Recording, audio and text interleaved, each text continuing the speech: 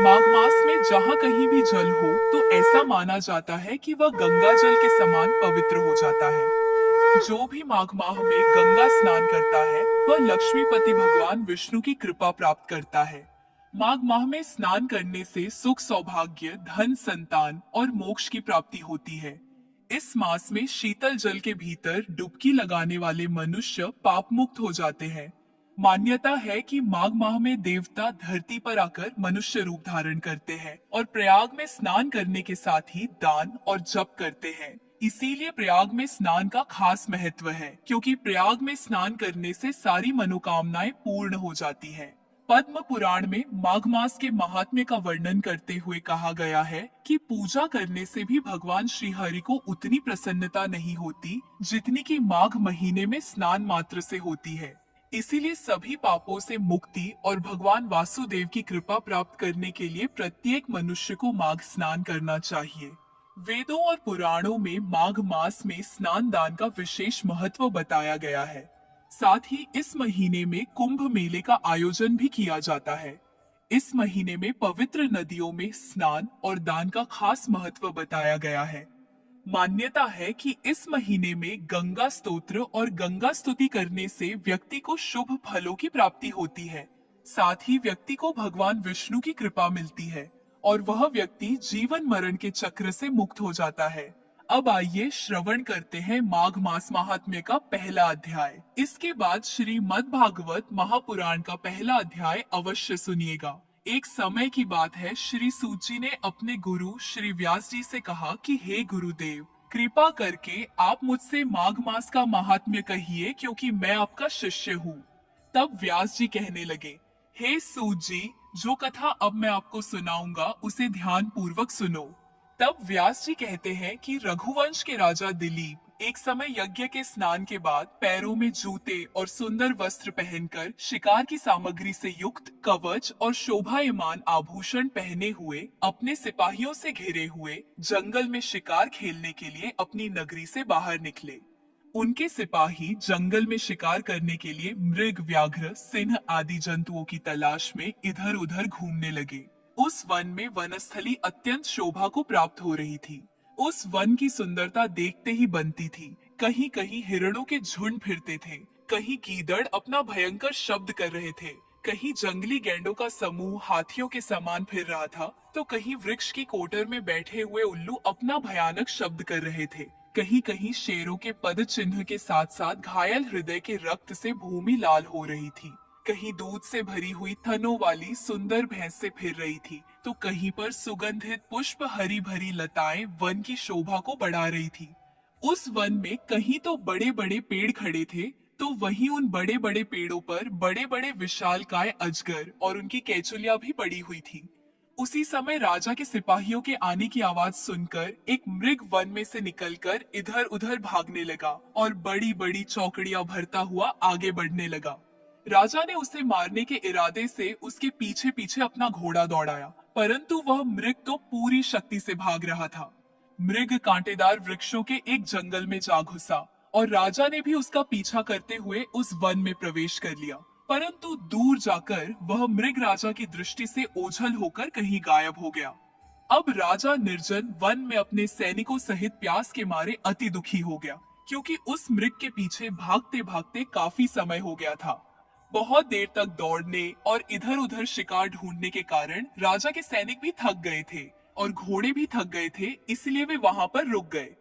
थोड़ी ही देर बाद राजा ने एक बड़ा भारी सुंदर सरोवर देखा, जिसके किनारों पर सुंदर घने वृक्ष लगे हुए थे। उस सरोवर का जल शांत, बिल्कुल एकदम सज्जनों के हृदय के समान स्वच्छ और पवित्र दिख रहा था। सरोवर का जल लहरों से बड़ा सुंदर लगता था। उस सरोवर के जल में जलीय जीव जंतु बड़ी आजादी से इधर उधर घूम रहे थे। मछलियां भी इधर उधर स्वच्छता से घूम रही थी। दुष्टों के समान निर्दय चित्त वाले मगरमच्छ भी थे। किसी किसी जगह लोभी के समान सीमाल भी पड़ी हुई थी। जैसे मुश्किल में पड़े हुए लोगों के दुख हरने के लिए दानी पुरुषों के समान यह सरोवर अपने जल से सबको सुखी करता था। जैसे मेघ चातक के दुख को हरता है, उसी प्रकार इस सरोवर को देखकर राजा की थकावट भी दूर हो गई। रात को राजा ने वही सरोवर के निकट ही विश्राम किया और सैनिक पहरा देने लगे और चारों तरफ उस वन में फैल गए। रात के अंतिम समय में शूकर के एक झुंड ने आकर उस सरोवर में पानी पिया और कमल के झुंड के पास आए। तब शिकारियों ने बड़े सावधान होकर उन शूकरों पर आक्रमण कर दिया और उन्हें मारकर धरती पर गिरा दिया। उस समय सब शिकारी कोलाहल करते हुए यानी कि बहुत शोर करते हुए बहुत खुशी के साथ राजा के पास गए। तब तक सुबह भी हो चुकी थी। राजा ने यह सब देखा तो बहुत प्रसन्न हुआ और फिर उनके साथ ही अपनी नगरी की तरफ चल पड़ा। जब राजा अपने नगर की ओर जाने लगा तब रास्ते में उसने एक तपस्वी को देखा। वह तपस्वी ब्राह्मण हारित वैखानस मत थे। उनके हाथों की उंगलियों में शंख और चक्र चिन्ह शोभित थे। कठिन साधना के कारण उनका शरीर दुर्बल हो गया था। केवल उनके शरीर पर अस्थियां दिख रही थी। वे बड़े ही चतुर और कर्कश शरीर वाले थे। हिरण की खाल धारण किए, मृदु वल्कल वस्त्र पहने, नख रोम तथा जटा धारण किए नित्य जप किया करते थे। ऐसे तपस्वी को देखकर राजा ने उन्हें रास्ता दिया और हाथ जोड़कर प्रणाम करके वहीं बैठ गया। तब ब्राह्मण ने राजा के भेष से समझ लिया कि यह जरूर कोई राजा है। तब राजा से परोपकार की इच्छा से कल्याण के बारे में कहा कि हे राजन, इस पुण्य पवित्र काल में कहाँ जाते हो? माघ के महीने में तुम प्रातः काल सरोवर का स्नान किस कारण छोड़ रहे हो? प्रिय श्रोताओं, जब राजा दिलीप ने तपस्वी से माघ मास महात्म्य के बारे में पूछा तब राजा के वचनों को सुनकर तपस्वी कहने लगे कि हे राजन, भगवान सूर्य बहुत शीघ्र उदय होने वाले हैं, इसीलिए यह समय हमारे लिए स्नान का है, कथा का नहीं। इसीलिए आप स्नान करके अपने घर को जाइए और अपने गुरु श्री वशिष्ठ जी से इस महात्म्य को सुनिए। इतना कहकर तपस्वी सरोवर में स्नान करने के लिए चले गए और राजा भी विधि पूर्वक सरोवर में स्नान करके अपने राज्य को वापस लौटा और अपनी रानी को तपस्वी के बारे में सब कुछ बता दिया। इस प्रकार सूत जी व्यास जी से पूछने लगे, हे गुरुदेव, कृपया यह भी बताइए कि राजा दिलीप ने अपने गुरु वशिष्ठ जी से क्या प्रश्न किया और उन्होंने इसका क्या उत्तर दिया? वो सब कुछ कृपा पूर्वक कहिए। तब व्यास जी कहने लगे, हे सूत जी, राजा दिलीप ने रात को सुख से सोकर सुबह होते ही अपने गुरु वशिष्ठ जी के पास जाकर उनके चरणों को छूकर उन्हें प्रणाम किया। तत्पश्चात तपस्वी के बताए हुए प्रश्नों को बड़ी विनम्रता से पूछा कि हे गुरुजी महाराज, आपने आचार्य दंड, नीति, राज्य, धर्म तथा चारों वर्णों के चारों आश्रमों की क्रियाओं, दान और उनके विधान, यज्ञ और उनकी विधियां, व्रत, उनकी प्रतिष्ठा तथा भगवान विष्णु की आराधना अनेक प्रकार से तथा विस्तार पूर्वक मुझको बतलाई। अब आपसे माघ मास के स्नान के महात्म्य को भी सुनना चाहता हूँ। सो हे तपोधन, नियम पूर्वक कृपया इसकी विधि समझाइए। तब गुरु वशिष्ठ जी कहने लगे कि हे राजन, तुमने दोनों लोकों के कल्याणकारी, वनवासी तथा गृहस्थियों के अंतकरण को पवित्र करने वाले माघ मास के स्नान का बहुत ही सुंदर प्रश्न पूछा है। हे राजन, मैं तुम्हें माघ स्नान का फल सुनाता हूँ, ध्यान पूर्वक सुनो। जो लोग होम यज्ञ तथा इष्ट पूर्त कर्मों के बिना ही उत्तम गति प्राप्त करना चाहते हो, वे माघ में प्रातः काल बाहर के जल में स्नान करें। मकर राशि के सूर्य के आने पर माघ मास में स्नान का फल गौ, भूमि, तिल, वस्त्र, स्वर्ण, अन्न, घोड़ा आदि दानों तथा चंद्रायण और ब्रह्मा कर्ज व्रत आदि से भी कहीं ज्यादा पुण्य देने वाला होता है। वैशाख मास में जल और अन्न का दान उत्तम माना जाता है। कार्तिक मास में तपस्या और पूजा की प्रधानता है और माघ मास में जप, होम और दान, ये तीनों ही बातें विशेष होती है। जिन लोगों ने हे राजन माघ मास में प्रातःकाल स्नान, नाना प्रकार का दान और भगवान श्री हरि के स्तोत्र का पाठ किया हो, वे ही दिव्य धाम में आनंद पूर्वक निवास करते हैं। अपनी किसी प्रिय वस्तु के त्याग और नियमों के पालन से माघ साधा धर्म का साधक होता है और अधर्म की जड़ों को काट देता है। माघ मास में स्नान करने वाला पुरुष राजा और मुक्ति के मार्ग को जानने वाला होता है।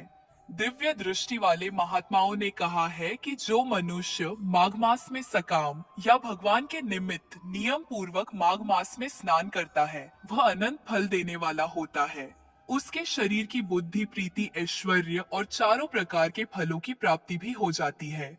अदिति ने 12 वर्ष तक मकर संक्रांति में अन्न त्याग कर स्नान किया था, जिससे तीनों लोकों को उज्जवल करने वाले 12 पुत्र उत्पन्न हुए। माघ मास में स्नान करने से ही रोहिणी, सुभागा, अरुंधति दानशीलता हुई और इंद्राणी के समान रूपवती होकर प्रसिद्ध हो गई।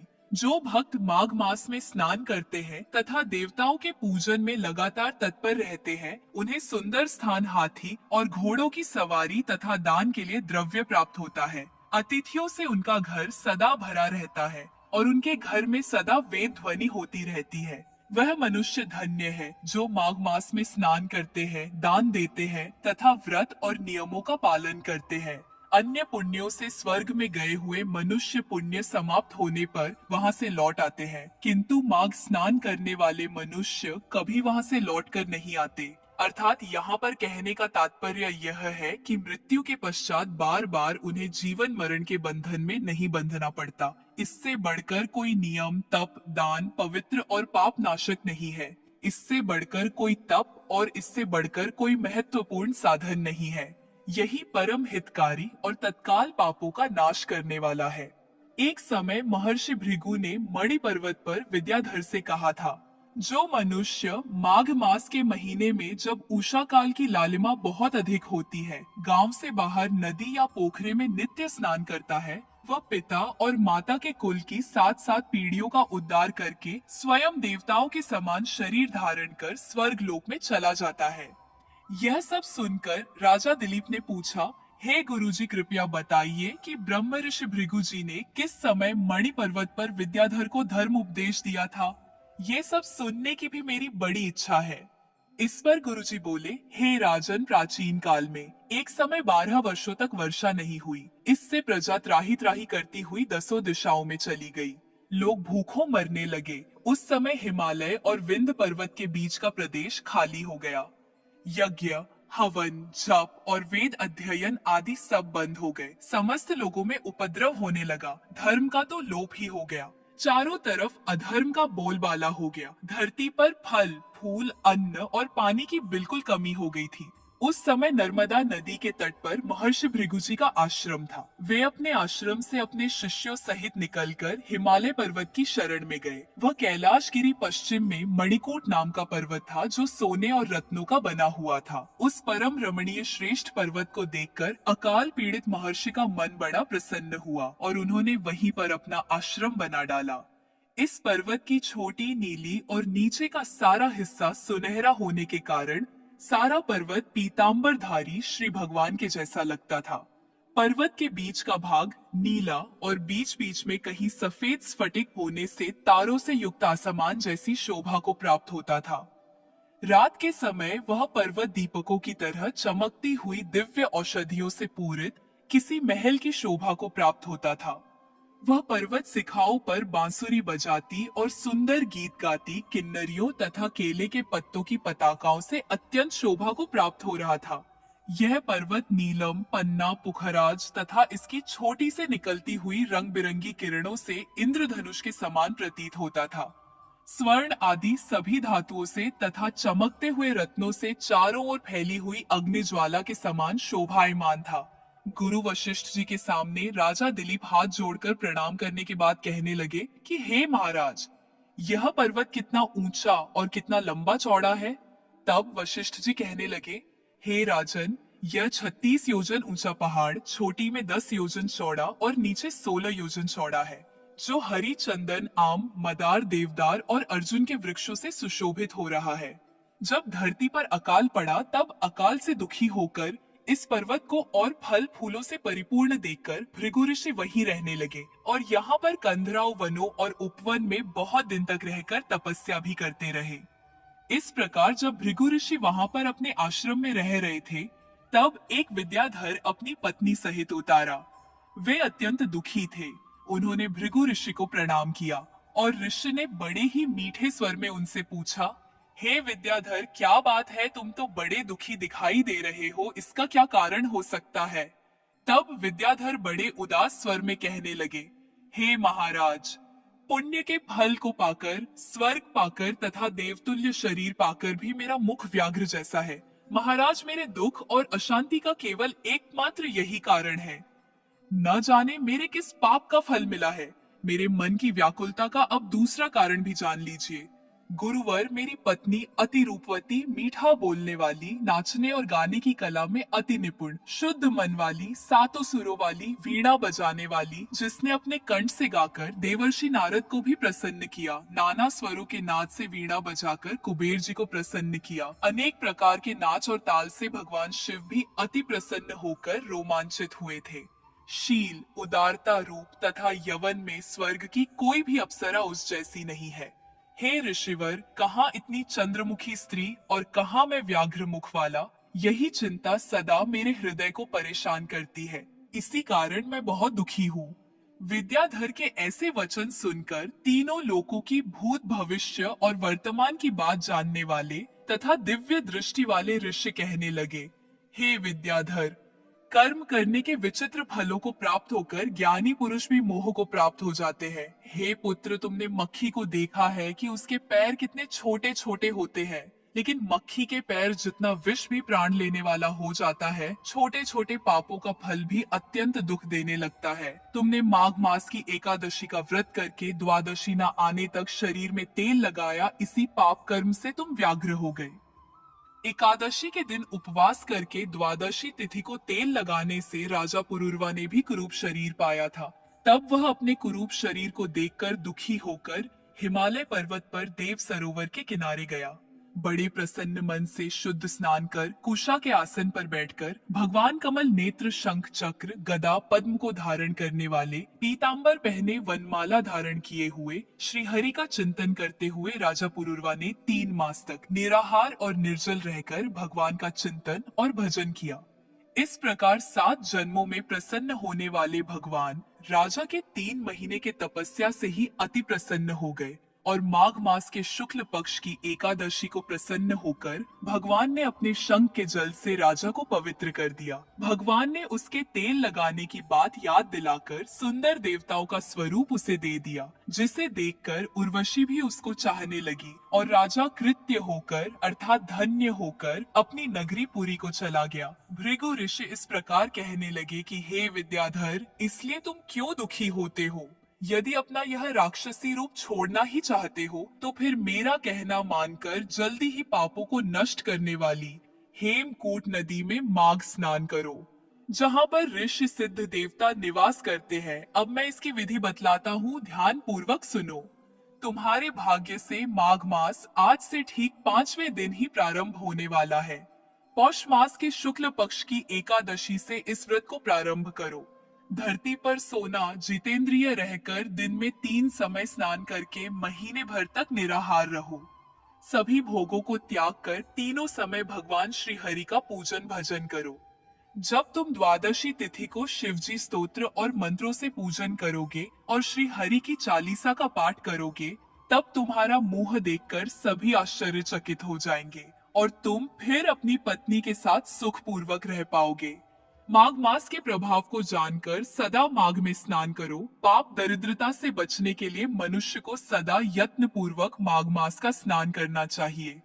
स्नान करने वाला इस लोक तथा परलोक में सदा सुख पाता है। गुरु वशिष्ठ जी कहते हैं कि हे राजा दिलीप, भृगु जी के यह वचन सुनकर वह विद्याधर अपनी पत्नी सहित उसी स्थान पर पर्वत के झरने में माघ का स्नान करता रहा और उसके प्रभाव से उसका मुख देव सदृश्य हो गया और वह फिर मणिग्रीव पर्वत पर ही आनंद से रहने लगा। भृगु जी भी नियम की समाप्ति पर अपने शिष्यों सहित इवा नदी के तट पर आ गए और वहीं पर उन्होंने माघ मास का स्नान किया। इसके आगे का वृत्तांत अगले अध्याय में सुनिएगा। आज के लिए बस इतना ही। अब आइए श्रवण करते हैं श्रीमद् भागवत महात्म्य का प्रथम अध्याय।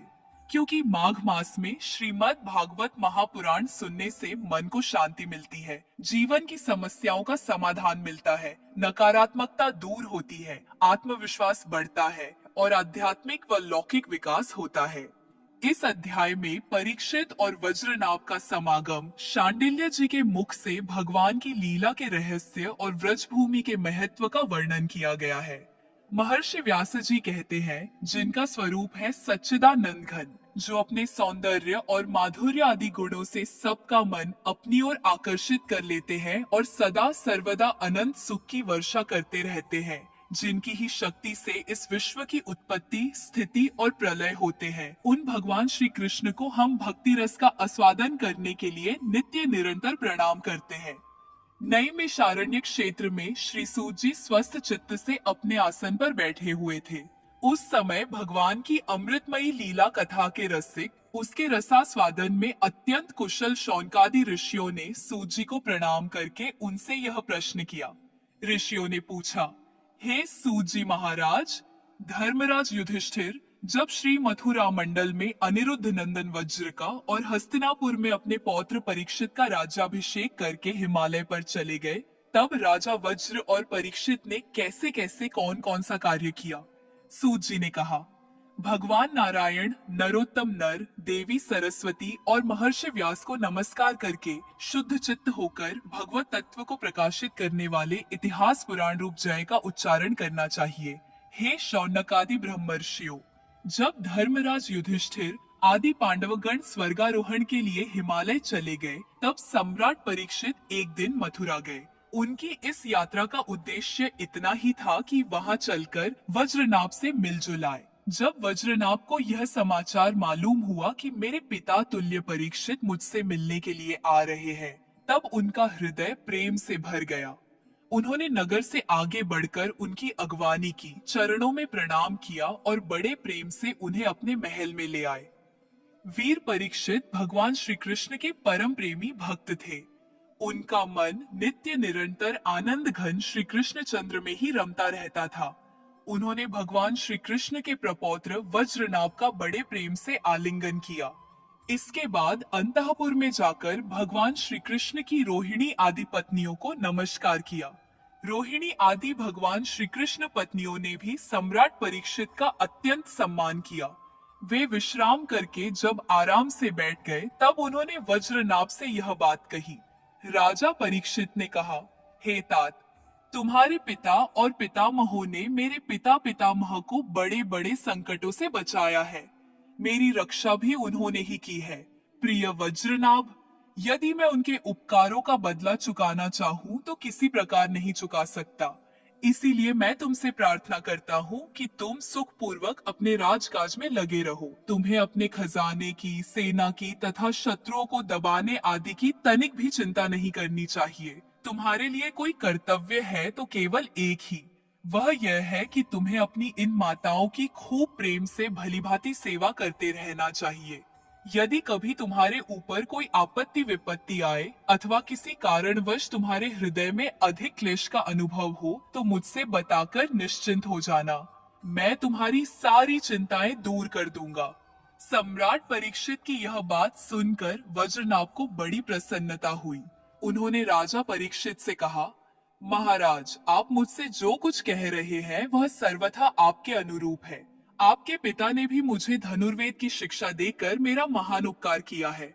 इसीलिए मुझे किसी बात की तनिक भी चिंता नहीं, क्योंकि उनकी कृपा से मैं क्षत्रियोचित शूरवीरता से भलीभांति संपन्न हूँ। मुझे केवल एक बात की बहुत बड़ी चिंता है, आप उसके संबंध में कुछ विचार कीजिए। यद्यपि मैं मथुरा मंडल के राज्य पर अभिषिक्त हूँ, तथापि मैं यहाँ निर्जन वन में ही रहता हूँ। इस बात का मुझे कुछ भी पता नहीं है कि यहाँ की प्रजा कहाँ चली गई, क्योंकि राज्य का सुख तो तभी है जब प्रजा रहे। जब वज्रनाभ ने परीक्षित से यह बात कही, तब उन्होंने वज्रनाभ का संदेह मिटाने के लिए महर्षि शांडिल्य को बुलवाया। ये ही महर्षि शांडिल्य पहले नंद आदि गोपों के पुरोहित थे। परीक्षित का संदेश पाते ही महर्षि शांडिल्य अपनी कुटी छोड़कर वहां आ पहुंचे। वज्रनाभ ने विधि पूर्वक उनका स्वागत सत्कार किया और वे एक ऊंचे आसन पर विराजमान हुए। राजा परीक्षित ने वज्रनाभ की बात उन्हें कह सुनाई। इसके बाद महर्षि शांडिल्य बड़ी प्रसन्नता से उनको सांत्वना देते हुए कहने लगे। शांडिल्य जी ने कहा, प्रिय परीक्षित और वज्रनाभ, मैं तुम लोगों से व्रज भूमि का रहस्य बतलाता हूँ। तुम दत्तचित्त होकर सुनो।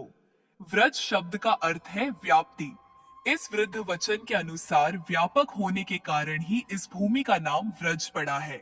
सत्व, रज, तम इन तीन गुणों से अतीत जो परब्रह्म है वही व्यापक है, इसीलिए उसे व्रज कहते हैं। वह सदानंद स्वरूप, परम ज्योतिर्मय और अविनाशी है। जीवन मुक्त पुरुष उसी में स्थित रहते हैं। इस पर ब्रह्म स्वरूप व्रज धाम में नंद नंदन भगवान श्री कृष्ण का निवास है। उनका एक एक अंग सच्चिदानंद स्वरूप है। वे आत्मा राम और आप्तकाम है। प्रेम रस में डूबे हुए रसिक जन ही उनका अनुभव करते हैं। भगवान श्री कृष्ण की आत्मा है राधिका। उनसे रमण करने के कारण ही रहस्य रस के मर्मज्ञ ज्ञानी पुरुष उन्हें आत्माराम कहते हैं। काम शब्द का अर्थ है कामना, अभिलाषा। व्रज में भगवान श्री कृष्ण के वांछित पदार्थ है गौए, ग्वालबाल, गोपियां और उनके साथ लीला विहार आदि। वे सब के सब यहाँ नित्य प्राप्त है। इसी से श्री कृष्ण को आप्तकाम कहा गया है। भगवान श्री कृष्ण की यह रहस्य लीला प्रकृति से परे है। वे जिस समय प्रकृति के साथ खेलने लगते हैं, उस समय दूसरे लोग भी उनकी लीला का अनुभव करते हैं। प्रकृति के साथ होने वाली लीला में ही रजोगुण, सत्वगुण और तमोगुण के द्वारा सृष्टि, स्थिति और प्रलय की प्रतीति होती है। इस प्रकार यह निश्चय होता है कि भगवान की लीला दो प्रकार की है, एक वास्तवी और दूसरी व्यावहारिकी। वास्तवी लीला स्वयं वेद्य है, उसे स्वयं भगवान और उनके रसिक भक्तजन ही जानते हैं। जीवों के सामने जो लीला होती है वह व्यावहारिकी लीला है। वास्तवी लीला के बिना व्यावहारिकी लीला नहीं हो सकती, परंतु व्यावहारिकी लीला का वास्तविक लीला के राज्य में कभी प्रवेश नहीं हो सकता। तुम दोनों भगवान की जिस लीला को देख रहे हो, यह व्यावहारिकी लीला है। यह पृथ्वी और स्वर्ग आदि लोक इसी लीला के अंतर्गत है। इसी पृथ्वी पर यह मथुरा मंडल है। यही वह व्रज भूमि है जिसमें भगवान की वह वास्तविक रहस्य लीला गुप्त रूप से होती रहती है। वह कभी कभी प्रेमपूर्ण हृदय वाले रसिक भक्तों को सब ओर दिखने लगती है। कभी 28वें द्वापर के अंत में जब भगवान की रहस्य लीला के अधिकारी भक्तजन यहाँ एकत्र होते हैं, जैसा कि इस समय भी कुछ काल पहले हुए थे, उस समय भगवान अपने अंतरंग प्रेमियों के साथ अवतार लेते हैं। उनके अवतार का यह प्रयोजन होता है कि रहस्य लीला के अधिकारी भक्तजन भी अंतरंग परिकारों के साथ सम्मिलित होकर लीला रस का आस्वादन कर सके। इस प्रकार जब भगवान अवतार ग्रहण करते हैं, उस समय भगवान के अभिमत प्रेमी देवता और ऋषि आदि भी सब और अवतार लेते हैं। अभी अभी जो अवतार हुआ था, उसमें भगवान अपने सभी प्रेमियों की अभिलाषाएं पूर्ण करके अब अंतर्ध्यान हो चुके हैं। इससे यह निश्चय हुआ कि यहाँ पहले 3 प्रकार के भक्तजन उपस्थित थे, इसमें संदेह नहीं है। उन तीनों में प्रथम तो उनकी श्रेणी है जो भगवान के नित्य अंतरंग पार्षद है, जिनका भगवान से कभी वियोग होता ही नहीं। दूसरे वे हैं जो एकमात्र भगवान को पाने की इच्छा रखते हैं, उनकी अंतरंग लीला में अपना प्रवेश चाहते हैं। तीसरी श्रेणी में देवता आदि है। इनमें से जो देवता आदि के अंश से अवतीर्ण हुए थे, उन्हें भगवान ने व्रज भूमि से हटाकर पहले ही द्वारका पहुंचा दिया था। फिर भगवान ने ब्राह्मण के शाप से उत्पन्न मूसल को निमित्त बनाकर यदुकुल में अवतीर्ण देवताओं को स्वर्ग में भेज दिया और पुनः अपने अपने अधिकार पर स्थापित कर दिया, तथा जिन्हें एकमात्र भगवान को पाने की इच्छा थी, उन्हें प्रेमानंद स्वरूप बनाकर श्री कृष्ण ने सदा के लिए अपने नित्य अंतरंग पार्षदों में सम्मिलित कर लिया। जो नित्य पार्षद हैं, वे यद्यपि यहाँ गुप्त रूप से होने वाली नित्य लीला में सदा ही रहते हैं, परंतु जो उनके दर्शन के अधिकारी नहीं हैं, ऐसे पुरुषों के लिए वे भी अदृश्य हो गए हैं। जो लोग व्यावहारिक लीला में स्थित हैं, वे नित्य लीला का दर्शन पाने के अधिकारी नहीं हैं। इसलिए यहाँ आने वालों को सब और निर्जन वन सूना ही सूना दिखाई देता है, क्योंकि वे वास्तविक लीला में स्थित भक्तजनों को देख नहीं सकते। इसलिए वज्रनाभ, तुम्हें तनिक भी चिंता नहीं करनी चाहिए। तुम मेरी आज्ञा से यहाँ बहुत से गांव बसाओ, इससे निश्चय ही तुम्हारे मनोरथों की सिद्धि होगी। भगवान श्री कृष्ण ने जहाँ जैसी लीला की है, उसके अनुसार उस स्थान का नाम रखकर तुम अनेकों गांव बसाओ और इस प्रकार दिव्य व्रज भूमि का भलीभांति सेवन करते रहो। गोवर्धन, दीर्घपुर, मथुरा, महावन, गोकुल, नंदग्राम, नंदगांव और बृहत्सानु अर्थात बरसाना आदि में तुम्हें अपने लिए छावनी बनवानी चाहिए। उन स्थानों में रहकर भगवान की लीला के स्थल, नदी, पर्वत, घाटी, सरोवर और कुंड तथा कुंजवन आदि का सेवन करते रहना चाहिए। ऐसा करने से तुम्हारे राज्य में प्रजा बहुत ही संपन्न होगी और तुम भी अत्यंत प्रसन्न रहोगे। यह व्रजभूमि सच्चिदानंदमयी है, अतः तुम्हें प्रयत्न पूर्वक इस भूमि का सेवन करना चाहिए। मैं आशीर्वाद देता हूँ, मेरी कृपा से भगवान की लीला के जितने भी स्थल है, सबकी तुम्हें ठीक ठीक पहचान हो जाएगी। वज्रनाभ, इस व्रज भूमि का सेवन करते रहने से तुम्हें किसी दिन उद्धव जी मिल जाएंगे।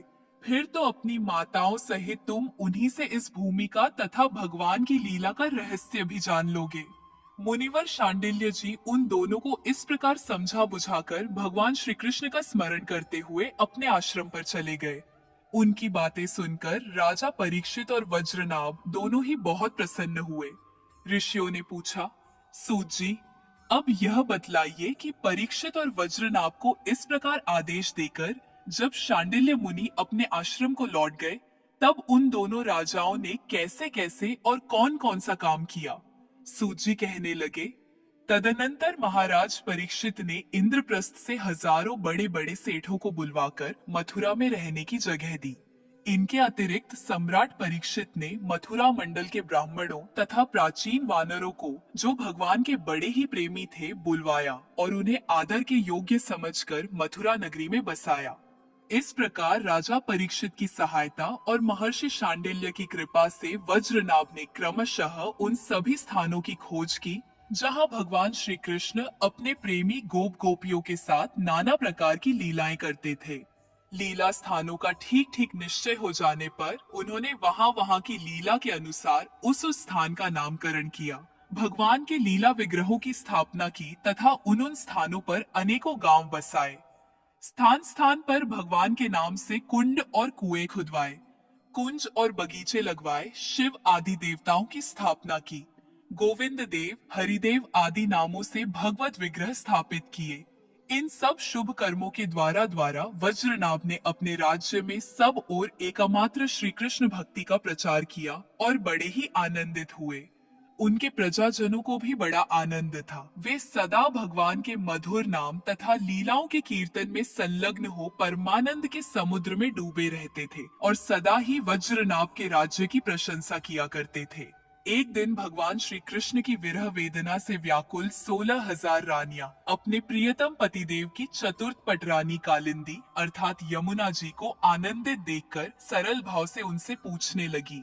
उनके मन में सौत या डाह का लेश मात्र भी नहीं था। श्री कृष्ण की रानियों ने कहा, बहन कालिंदी, जैसे हम सब श्री कृष्ण की धर्म पत्नी हैं, वैसे ही तुम भी तो हो। हम तो उनकी विरहाग्नि में जली जा रही है। उनके वियोग दुख से हमारा हृदय व्यथित हो रहा है, किंतु तुम्हारी यह स्थिति नहीं है। तुम प्रसन्न हो, इसका क्या कारण है? कल्याणी, कुछ बताओ तो सही। उनका प्रश्न सुनकर यमुना जी हंस पड़ी। साथ ही यह सोचकर कि मेरे प्रियतम की पत्नी होने के कारण ये भी मेरी ही बहनें हैं, वह पिघल गई। उनका हृदय दया से द्रवित हो उठा। अतः वे इस प्रकार कहने लगी।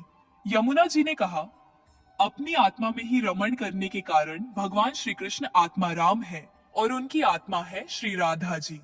मैं दासी की भांति राधा जी की सेवा करती रहती हूँ। उनकी सेवा का ही यह प्रभाव है कि विरह हमारा स्पर्श नहीं सकता। भगवान श्री कृष्ण की जितनी भी रानियां हैं, सबकी सब श्री राधा जी के ही अंश का विस्तार है। भगवान श्री कृष्ण और राधा सदा एक दूसरे के सम्मुख है। उनका परस्पर नित्य संयोग है। इसीलिए राधा के स्वरूप में अंशतः विद्यमान जो श्री कृष्ण की अन्य रानियां हैं, उनको भी भगवान का नित्य संयोग प्राप्त है। श्री कृष्ण ही राधा है और राधा ही श्री कृष्ण है।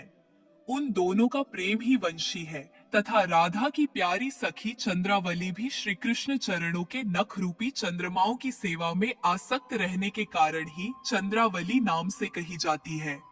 श्री राधा और श्री कृष्ण की सेवा में उनकी बड़ी लालसा, बड़ी लगन है। इसीलिए वह कोई दूसरा स्वरूप धारणा नहीं करती। मैंने यही श्री राधा में ही रुक्मिणी आदि का समावेश देखा है। तुम लोगों का भी सर्वांश में श्री कृष्ण के साथ वियोग नहीं हुआ है, किंतु तुम इस रहस्य को इस रूप में जानती नहीं हो, इसीलिए इतनी व्याकुल हो रही हो। इसी प्रकार पहले भी जब अक्रूर श्री कृष्ण को नंदगांव से मथुरा ले आए थे, उस अवसर पर जो गोपियों को श्री कृष्ण से विरह की प्रतीति हुई थी, वह भी वास्तविक विरह नहीं, केवल विरह का आभास था। इस बात को जब तक वे नहीं जानती थी, तब तक उन्हें बड़ा कष्ट था। फिर जब उद्धव जी ने आकर उनका समाधान किया तब वे इस बात को समझ सकी। यदि तुम्हें भी उद्धव जी का सत्संग प्राप्त हो जाए तो तुम सब भी अपने प्रियतम श्री कृष्ण के साथ नित्य विहार का सुख प्राप्त कर लोगी। सूत जी कहते हैं, ऋषिगण जब उन्होंने इस प्रकार समझाया तब श्री कृष्ण की पत्नियां सदा प्रसन्न रहने वाली यमुना जी से पुनः बोली। उस समय उनके हृदय में इस बात की बड़ी लालसा थी कि किसी उपाय से उद्धव जी का दर्शन हो, जिससे हमें अपने प्रियतम के नित्य संयोग का सौभाग्य प्राप्त हो सके। श्री कृष्ण पत्नियों ने कहा, सखी तुम्हारा ही जीवन धन्य है, क्योंकि तुम्हें कभी भी अपने प्राणनाथ के वियोग का दुख नहीं भोगना पड़ता। जिन श्री राधिका जी की कृपा से तुम्हारे अभीष्ट अर्थ की सिद्धि हुई है, उनकी अब हम लोग भी दासी हुई। किंतु तुम अभी कह चुकी हो कि उद्धव जी के मिलने पर ही हमारे सभी मनोरथ पूर्ण होंगे, इसीलिए कालिंदी अब ऐसा कोई उपाय बताओ जिससे उद्धव जी भी शीघ्र मिल जाए। सूत जी कहते हैं, श्री कृष्ण की रानियों ने जब यमुना जी से इस प्रकार कहा तब वे भगवान श्री कृष्ण चंद्र की 16 कलाओं का चिंतन करती हुई उनसे कहने लगी। जब भगवान श्री कृष्ण अपने परम धाम को पधारने लगे तब उन्होंने अपने मंत्री उद्धव से कहा, उद्धव साधना करने की भूमि है बदरिकाश्रम, अतः अपनी साधना पूर्ण करने के लिए तुम वहीं जाओ। भगवान की इस आज्ञा के अनुसार उद्धव जी इस समय अपने साक्षात स्वरूप से बद्रिकाश्रम में विराजमान है और वहां जाने वाले जिज्ञासु लोगों को भगवान के बताए हुए ज्ञान का उपदेश करते रहते हैं। साधना की फल रूपा भूमि है व्रज भूमि। इसे भी इसके रहस्यों सहित भगवान ने पहले ही उद्धव को दे दिया था, किंतु वह फल भूमि यहाँ से भगवान के अंतर्धान होने के साथ ही स्थूल दृष्टि से परे जा चुकी है। इसीलिए इस समय यहाँ उद्धव प्रत्यक्ष दिखाई नहीं पड़ते। फिर भी एक स्थान है जहाँ उद्धव जी का दर्शन हो सकता है। गोवर्धन पर्वत के निकट भगवान की लीला सहचरी गोपियों की विहार स्थली है। वहाँ की लता, अंकुर और बेलों के रूप में अवश्य ही उद्धव जी वहाँ निवास करते हैं। लताओं के रूप में उनके रहने का यही उद्देश्य है कि भगवान की प्रियतमा गोपियों की चरण रज उन पर पड़ती रहे। उद्धव जी के संबंध में एक निश्चित बात यह भी है कि उन्हें भगवान ने अपना उत्सव स्वरूप प्रदान किया है। भगवान का उत्सव उद्धव जी का अंग है, वे उससे अलग नहीं रह सकते। इसीलिए अब तुम लोग वज्रनाभ को साथ लेकर वहां जाओ और कुसुम सरोवर के पास ठहरो। भगवत भक्तों की मंडली एकत्र करके वीणा, वेणु और मृदंग आदि बाजों के साथ भगवान के नाम और लीलाओं के कीर्तन, भगवत संबंधी काव्य कथाओं के श्रवण तथा भगवत गुणगान से युक्त सरस संगीतों द्वारा महान उत्सव का आरंभ करो। इस प्रकार जब उस महान उत्सव का विस्तार होगा तब निश्चय है कि वहाँ उद्धव जी का दर्शन मिलेगा। वे ही भली भांति तुम सब लोगों के मनोरथ पूर्ण करेंगे। सूत जी कहते हैं, यमुना जी की बताई हुई बातें सुनकर श्री कृष्ण की रानियां वो बहुत प्रसन्न हुई।